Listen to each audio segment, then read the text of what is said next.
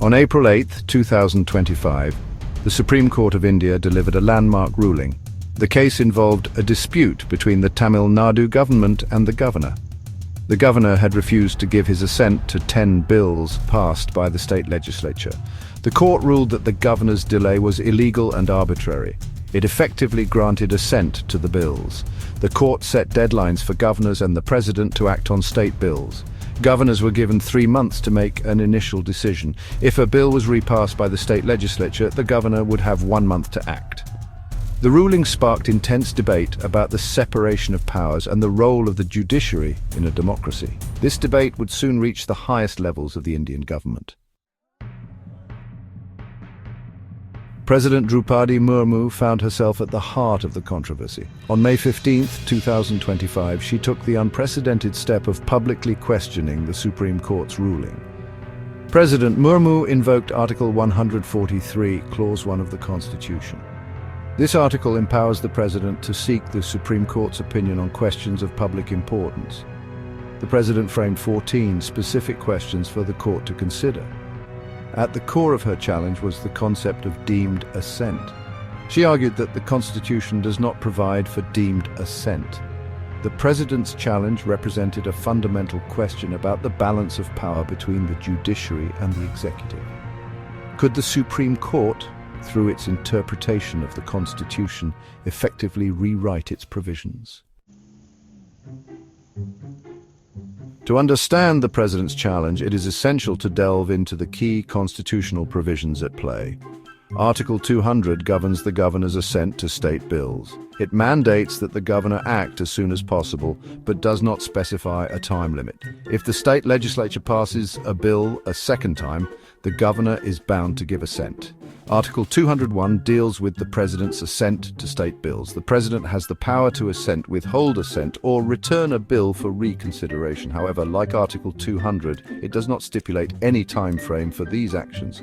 The Supreme Court, in its ruling, relied heavily on Article 142. This article grants the Court the power to pass any decree or order necessary for doing complete justice in any matter before it.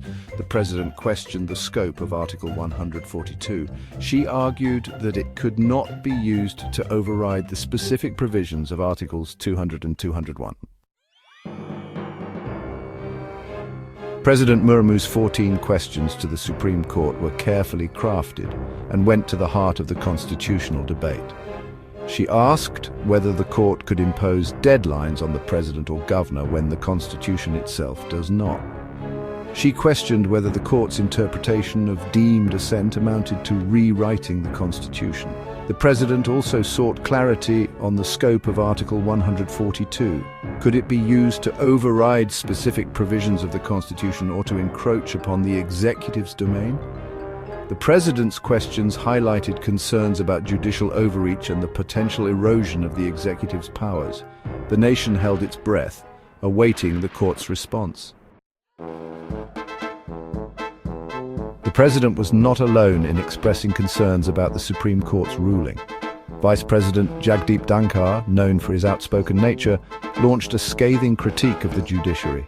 He compared Article 142, the very article the court had invoked to justify its decision, to a nuclear missile aimed at democratic forces.